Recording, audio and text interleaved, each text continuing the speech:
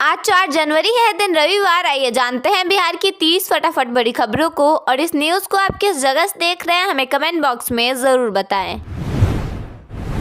दिल्ली नगर निगम के रिकॉर्ड से जुड़ा संजीव हंस का मामला सामने आया है। संजीव हंस के बेटे सम्राट के पिता को लेकर डीएनए जांच की मांग उठी है। इस बीच स्कूल के दस्तावेजों में सम्राट को एक आईएएस अधिकारी का बेटा बताया गया है। मुंगेर में एक हिंदू लड़की द्वारा मुस्लिम लड़के से शादी करने का मामला सामने आया है। लड़की की मां ने आशंका जताते हुए कहा है कि उसकी बेटी को काटकर फ्रिज में डाल दिया जाएगा। मां ने प्रधानमंत्री से बेटी को बचाने की गुहार लगाई है। भागलपुर में एक व्यक्ति ने पत्नी पर तेजाब फेंक दिया और बाद में खुद भी तेजाब पी लिया। इस घटना में पति की मौत हो गई, जबकि महिला प्रिंसिपल की आंखों की रोशनी चली गई। बताया गया कि तेजाब दिल्ली से लाया गया था। बिहार में पहाड़ों जैसी ठंड पड़ रही है। 21 जिलों में घना कोहरा छाया हुआ है। समस्तीपुर और दरभंगा में तापमान 4.4 डिग्री तक पहुंच गया है। मौसम की वजह से 6 फ्लाइट्स रद्द की गई और साउथ बिहार एक्सप्रेस 27 घंटे लेट चली। राष्ट्रपति और प्रधानमंत्री का एआई एडिटेड फर्जी वीडियो बनाने वाले व्यक्ति को गिरफ्तार किया गया है। आरोपी ने वॉइस क्लोनिंग टूल का इस्तेमाल कर हूबहू आवाज में वीडियो तैयार किया था। न्यू ईयर पर लापता हुई लड़की की लाश बांका में मिली है। घर से करीब 200 मीटर दूर शव बरामद हुआ। मामले में अफेयर के चलते हत्या की आशंका जताई जा रही है और परिवार व एक लड़के से पूछताछ की जा रही है। बेगूसराय में पेचकस और कार की चाबी से गोद कर युवक की हत्या कर दी गई। कार सवारों ने युवक का किडनैप किया था। पुलिस ने 5 दिन तक 20 किलोमीटर के दायरे में तलाश के बाद लाश बरामद की। भाजपा ने तेजस्वी यादव के गायब होने को लेकर पोस्टर जारी किया है। इसके जवाब में उपयोगकर्ता ने बीजेपी पर पलटवार करते हुए कहा कि मंत्रियों ने बेटियों का दाम 25,000 लगाया है। दुनिया का सबसे बड़ा शिवलिंग गोपालगंज में पहुंचा है। भक्तों ने तिलक लगाकर पूजा अर्चना की। यह शिवलिंग 50 घंटे बाद पूर्वी चंपारण पहुंचेगा। सासाराम में बिजली विभाग ने 51 करोड़ रुपए की वसूली की है। 55 करोड़ रुपए के लक्ष्य के मुकाबले 92% वसूली हासिल की गई। इस दौरान 400 लोगों पर एफआईआर दर्ज की गई है। समस्तीपुर में लव मैरिज से नाराज लड़की के परिजनों ने दूल्हे के पिता पर हमला कर दिया। हमले में उनका सर फोड़ दिया गया है। बताया गया कि लड़की और लड़के के बीच 3 साल से अफेयर चल रहा था। चंडी महोत्सव में आरजेडी विधायक गौतम कृष्ण मंच पर भड़क गए। संबोधन का मौका नहीं मिलने पर उन्होंने आयोजकों से सवाल किया कि क्या इन्हें बेइज्जती करने के लिए बुलाया गया था। बिहार के 38 जिलों में कोल्ड डे को लेकर ऑरेंज अलर्ट जारी किया गया है। मौसम विभाग ने इन जिलों में घना कोहरा छाए रहने को लेकर भी अलर्ट जारी किया है। बिहार सरकार ने जीविका परियोजना से जुड़े कर्मचारियों और अधिकारियों के वेतन में बड़ी बढ़ोतरी की है। अलग अलग स्तरों पर 10 से 30% तक वेतन बढ़ाया गया है। सभी कर्मियों को 5 लाख रुपए का मेडिक्लेम मिलेगा। नया वेतन 1 अप्रैल 2026 से लागू होगा।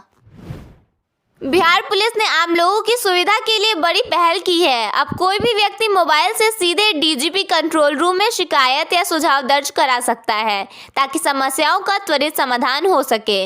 बिहार पुलिस की ओर से जारी जानकारी के मुताबिक ये हेल्पलाइन तत्काल प्रभाव से काम करने लगे हैं। नए साल की शुरुआत के साथ बिहार सरकार ने किसानों और उद्यमियों को बड़ी राहत दी है। राज्य सरकार कृषि से जुड़े प्रसंस्करण उद्योगों पर भारी अनुदान दे रही है, जिसका लाभ मखाना, शहद, फल सब्जी, मक्का, बीज, औषधीय व सुगंधित पौधे और चाय से जुड़े व्यवसायों को मिलेगा। इसका उद्देश्य कृषि आधारित उद्योगों को बढ़ावा देना, गाँवों में रोजगार पैदा करना और किसानों की आय बढ़ाना है। योजना का लाभ लेने के लिए कम से कम 25 लाख रुपए की परियोजना अनिवार्य है। पटना में बुनियादी ढांचे को मजबूत करने के लिए 2 बड़े प्रोजेक्ट तेजी से आगे बढ़ रहे हैं। पटना मेट्रो शहर को आधुनिक सार्वजनिक परिवहन से जोड़ने की दिशा में काम कर रही है, जबकि दानापुर बिहटा एलिवेटेड कॉरिडोर राजधानी को जाम से राहत देने की तैयारी में है। दोनों परियोजनाओं आने वाले वर्षों में पटना की यातायात व्यवस्था को पूरी तरह बदल सकती है। बिहार में औद्योगिक विकास को तेज करने के लिए सरकार 2 बड़े रणनीतिक प्रोजेक्ट पर काम कर रही है।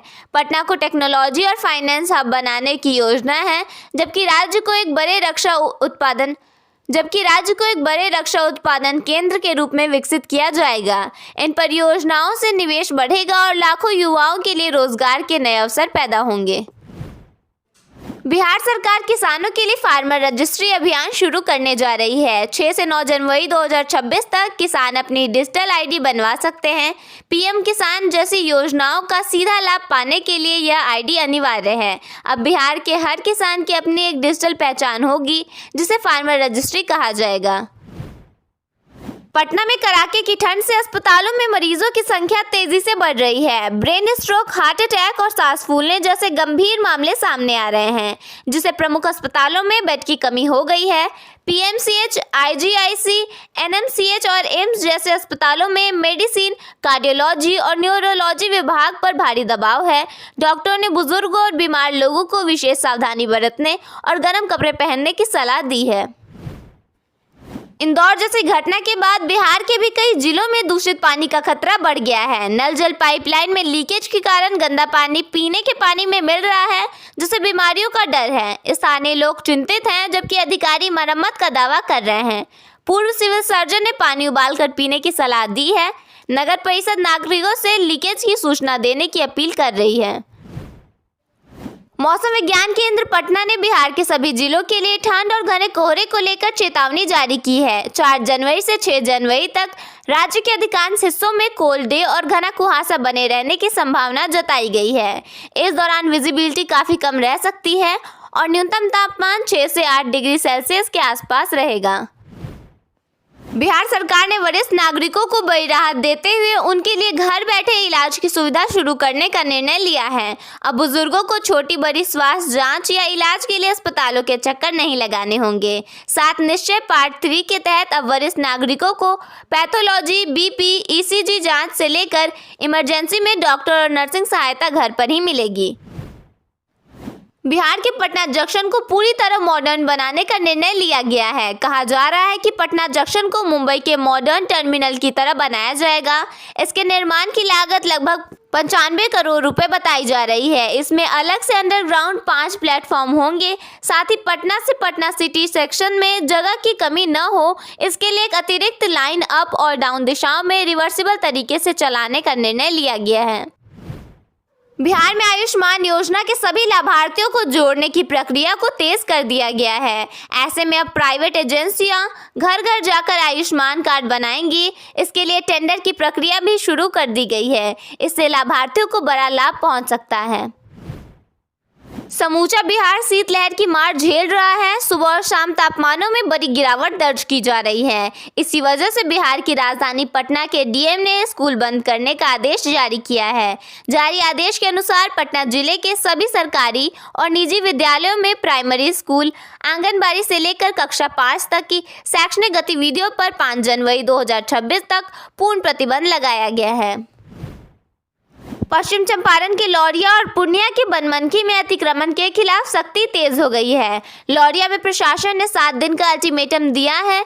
बनमनखी में ग्रामीणों ने ऐतिहासिक कोसी माता मेला की सरकारी जमीन को अतिक्रमण से मुक्त कराने की मांग की है। पटना में वीआईपी मूवमेंट के कारण राजीव नगर, अटल पथ और आसपास के इलाकों में शुक्रवार शाम भारी यातायात जाम लग गया। सड़कों पर वाहनों की लंबी कतारें थी, जिससे दफ्तर से लौट रहे कर्मचारी, स्कूल से बच्चों को लेने निकले अभिभावक और बुजुर्ग घंटों फंसे रहे। सबसे चिंताजनक बात यह थी कि एक एम्बुलेंस भी जाम में फंसी रही, जिसे रास्ता नहीं मिल पाया। स्थानीय लोगों ने प्रशासन की संवेदनहीनता पर आक्रोश व्यक्त किया है। बिहार स्कूल एग्जाम बोर्ड की तरफ से डीएलएड एडमिशन के लिए तीसरी लिस्ट जारी हो गई है। लिस्ट चेक करने के लिए कैंडिडेट्स को ऑफिशियल वेबसाइट BACBDELED.com पर जाना होगा।